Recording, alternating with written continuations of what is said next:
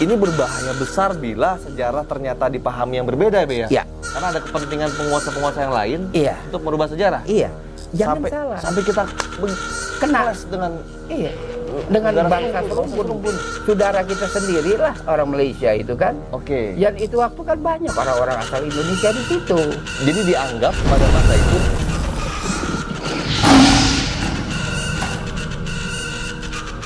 Assalamualaikum warahmatullahi wabarakatuh. Teman-teman semua, balik lagi bersama gue Fastur Husaini di channel Macan Idealis. Hari ini gue bersama Babe Ridwan Saidi mau diskusi mengenai Melayu, Malaysia. Konfrontasinya semua gue mau bahas, mau kulik dari Babe. Dulu kan zaman Bung Karno, Malaysia dan Indonesia ini terjadi benturan besar nih, Be. Konfrontasi terus. Bung Karno terus menyampaikan ganyang Malaysia, ganyang Malaysia. Nah, dari sisi kemelayuan juga pasti ada hubungannya kan, Be, dengan Indonesia, Be. Be, ceritanya gimana sih, Be? Ikatan hubungan kita dengan Malaysia nih, Be? Ya, sebenarnya begini ya, politik konfrontasi terhadap Malaysia oleh Bung Karno itu korban sejarah yang salah.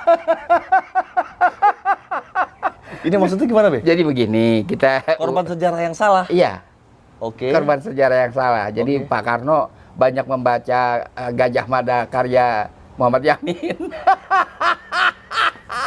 Di mana dijelaskan bahwa oleh buku itu dengan mengutip Pararaton yang ditulis hampir 250 tahun setelah Gajah Mada tidak ada, itu dikatakan bahwa Majapahit menaklukkan Temasik. Temasik kan kerajaan di Malaysia. Kalimantan? Malaysia. Tapi di wilayah di Pulau Kalimantan? Di Singapura. Singapura? Temasik itu Singapura. Oke. Oke. Singapura itu waktu bahagian dari Persekutuan Tanah Melayu yang diproklamir pada tahun 1957. Oke. Itu. Iya. Kemudian juga dikatakan Borneo juga dikuasai oleh Majapahit. Oke. Daerah yang begitu luas di zaman itu ya. Iya. Kan? Dikuasai oleh Majapahit, kata Pararaton. Iya. Nah, jadi sebenarnya enggak, Be, ya? Sebenarnya enggak ada itu. Enggak ada itu, Be, ya? Sumpah Palapanya enggak ada kok. Apalagi rinciannya berupa naklukan sono, naklukan sini, kan menaklukkan nggak gampang. Oke, ini Babe pernah jelasin dulu di video sebelumnya kan, ya? Teman-teman coba cari aja di Macan Idealis ini kan Babe pernah jelas secara lengkap tuh. Rinci mengenai sejarah Majapahitnya semua. Ini di Indonesia, Nah, itu jadi begini, setelah Persekutuan Tanah Melayu itu diproklamirkan, kemudian Tengku Abdurrahman ya, Putra Al-Hajj, lengkapnya Tengku Abdurrahman Putra Al-Hajj, itu menjadi Perdana Menteri. Kira-kira pada tahun 61-62 ada keinginan bergabung dari Sabah dan Sarawak. Oke. Sabah dan Sarawak itu masalah yang dipersengketakan oleh Indonesia dan Filipina. Filipina mengklaim dulu Kesultanan Sulu daerah kekuasaannya sampai dengan Sabah. Kemudian Pak Karno walaupun dia tidak ucapkan, ya kan, bahwa mengklaim Sarawak lah kan gitu kan, walaupun dia tidak ucapkan. Tapi dia begitu keras menolak penggabungan Sabah dan Sarawak ke Persekutuan Tanah Melayu sehingga menjadi Malaysia. Oke. Lantas Bung Karno itu waktu mengajak atau salah satu dari kepala pemerintahan ini punya ide bertemu. Bertemulah namanya Mapilindu. Malaya, belum Malaysia, Malaya, Filipina, Indonesia. Pertemuan Mapilindu itu tahun 62. Pertemuan Mapilindu itu tahun 62, di mana disepakati tidak dihalangi berdirinya Malaysia, tetapi supaya di-oke oleh penduduk setempat. Lalu tiba-tiba muncul TNKU yang melawan gagasan itu, Tentara Nasional Kalimantan Utara. TNKU tuh. Namanya TNKU. Siapa yang pimpin TNKU? Yang pimpin namanya Abang Kipli. Bang Kipli? Abang Kipli namanya. Oh, ini tentara ini, Be? Wallahu alam. Pokoknya dia dan berontak juga kagak ketahuan di mana. Itu yang bentuk Bang Kipli ini, Abang Kipli ini? Yang bentuk tentara TNKU kita nggak tahu siapa. Pokoknya di surat kabar adanya dia. Oh, bukan di daratan. Iya. Itu sekitar tahun berapa, Be, dulu, Be? Begini, itu Mapilindu berunding akhir Juli sampai dengan Agustus 1962. Oke. Kemudian berdiri TNKU. Kemudian pada bulan September Malaysia diproklamasikan negara Malaysia, ya kan? Diproklamasikan negara Malaysia, Abang Kipli lari.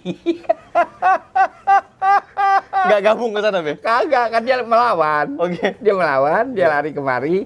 Terakhir dapat kabar dia tinggal di Bogor. Wallahualam apa beliau masih ada apa enggak gitu kan. Oke. Nah, kita balik lagi kepada cerita diplomatik. Lantas itu waktu Bung Karno marah. Di depan umum rapat akbar itu beliau bicara singkat. Saya tidak ingin kutip, tapi pilihan kata-katanya sangat kasar. Nggak enak lah saya kutip ya. Pilihan kata-kata termasuk tercetuslah istilah ganyang Malaysia itu waktu.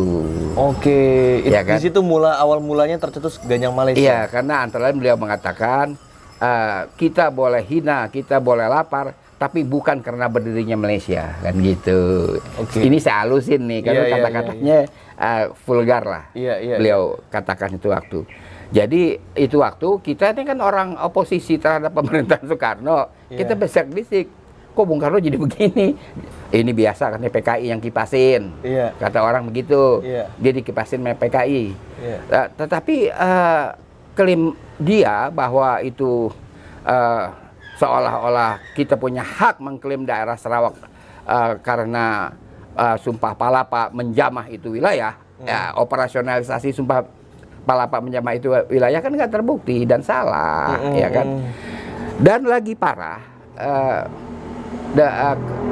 delegasi Malaysia atau utusan Malaysia di PBB itu diangkat sebagai anggota Dewan Keamanan. Bung Karno makin marah. Yeah. Nah, itulah terjadi permusuhan yang sebenarnya ini tidak boleh terulang kembali. Apalagi untuk dasar-dasar sebab-sebab yang boleh dikata satu kekeliruan sejarah belaka. Iya. Oleh karena itu harus luruskan, sejarah itu jangan sembarangan.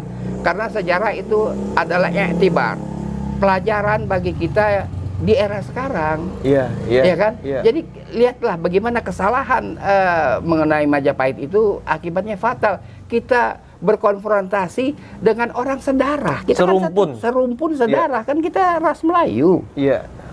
Hampir saya kira 80 juta lebih orang-orang Indonesia itu Melayu lah. Kan kita nggak enak gitu waktu, ya kan? Iya. Sangat tidak enak oleh kejadian Di situ itu. juga awal mulanya kita jadi Bung Karno keluar dari PBB waktu itu, Be, ya? Keluar dari PBB gara-gara Malaysia diangkat jadi Dewan Keamanan. Itu ya? Iya, waduh, berat. Kita Ngeri, Be, ya? Ngeri. Emang jadi gini guys, memang sejarah di sinilah pentingnya kenapa gue terus mengangkat mengenai sejarah, mau coba meluruskan sejarah dan mendapatkan pandangan-pandangan lain dari sejarah, seperti yang kayak Babe sampaikan tadi. Ini berbahaya besar bila sejarah ternyata dipahami yang berbeda, Be, ya? Iya. Karena ada kepentingan penguasa-penguasa yang lain Iya. untuk merubah sejarah. Iya, jangan salah. Sampai kita Kena. kelas dengan dengan negara bangsa serumpun. serumpun. Saudara kita sendirilah orang Malaysia itu kan. Oke. Dan itu waktu kan banyak orang-orang asal Indonesia di situ. Jadi dianggap pada masa itu wilayah Malaysia itu masih kekuasaan Majapahit. Yang belah Kalimantan. Yang Kalimantan, Be, ya? Iya. Jadi kan ada kesepakatan antara gini, Be, mungkin kesepakatan antar para petinggi-petinggi zaman dulu untuk membuat satu negara ini harus berdasarkan satu kolonialisme. Gitu, Iya, gitu, Be? tidak begitu sebenarnya. Kalau ada klaim, kalaulah klaim Filipina benar bahwa kerajaan Sulu, Kesultanan Sulu pernah bertakhta di Sabah. Kalaupun Indonesia ada klaim berdasarkan sejarah Sumpah Palapa itu bahwa kita Majapahit berkuasa di Kalimantan. Oke. Kalaupun ada klaim itu, tetapi kan yang terakhir British yang berkuasa di situ. Iya, Inggris sih, Be. Iya kan, yang dipegang dalam hukum internasional yang terakhir, Iya, bukan iya. yang awal-awal, Iya, yang iya. terakhir. Iya. Lagian sulit diterima akal daerah Kalimantan yang begitu luas bisa dikuasai oleh Majapahit. Oke. Majapahit itu kan abad ke-14, ya kan? Sedangkan abad yang lebih maju, Sultan Agung abad ke-16, kemudian Diponegoro abad 19, itu menyiapkan perang 5 tahun. Nggak gampang, logistiknya dari mana? Kan orang mesti kontrak. Tentara yang dilibatkan kan dibayar di muka untuk titipan keluarga. Kalau dia mati gimana? Itu nggak murah perang zaman dulu dan susah. Kok begitu gampang Majapahit mencolok sono, mencolok sini? Nggak ada lah, nggak ada itu cerita. Iya. Jadi ini akhirnya menyulitkan kita sendiri. Saya adalah dulu sering menghadiri conference pemuda internasional ya. Oleh utusan-utusan dari negara-negara jiran sering disindir-sindir. Sindir gimana? Sindir gimana? You kan Majapahit lah. Kan kita orang lain tahu lah Majapahit. Bukan Melayu jadi gitu. Dibilang kita Majapahit, ya Iya, udahlah. iya, iya. Jadi ini yang harus kita mengerti, apalagi kemudian terjadi peristiwa Usman Harun ya kan, Iya. Yang masuk ke Singapura ya kan, Iya.